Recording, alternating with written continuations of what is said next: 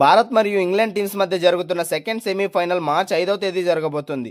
ఈ మ్యాచ్ ముంబైలోని వాంఖడే స్టేడియం వేదికగా జరుగుతుంది. సో ఈ మ్యాచ్కి ముందు ఇంగ్లాండ్ ఆల్రౌండర్ శామ్ కరన్ చేసిన వ్యాఖ్యల గురించి మాట్లాడుకుందాం.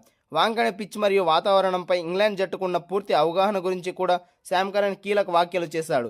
ఐపీఎల్ ద్వారా తమ జట్టులోని చాలామందికి ఇక్కడ పరిస్థితులపై పూర్తి అవగాహన ఉంది. ఈ గ్రౌండ్లో ఎలా ఆడాలో, ఈ పిచ్ ఏ విధంగా బిహేవ్ చేస్తుందో చాలా బాగా తెలుసు. అందుకే ఆపోజిట్ బలాలను చూసి మేము భయపడడం లేదు.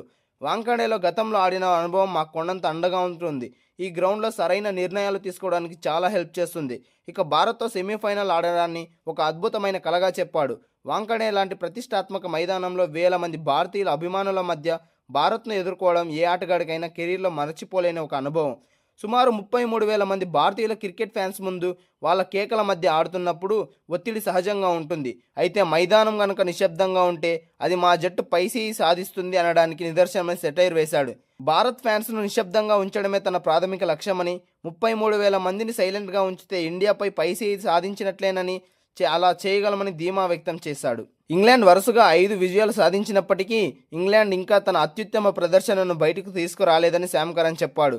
ఇప్పటి వరకు జరిగిన మ్యాచ్లో మేము మెరుగైన ఆటనే ఆడాం, కానీ ఇంకా మంచి గేమ్ రావాల్సిన సమయం ఆసన్నమైందని, గురువారం రాత్రి జరగబోయే కీలకమైన పోరులో బ్యాటింగ్, బౌలింగ్, ఫీల్డింగ్ విభాగాల్లోనూ 100% రాణించగలమని తాము లక్ష్యంగా పెట్టుకున్నట్లు తెలిపాడు.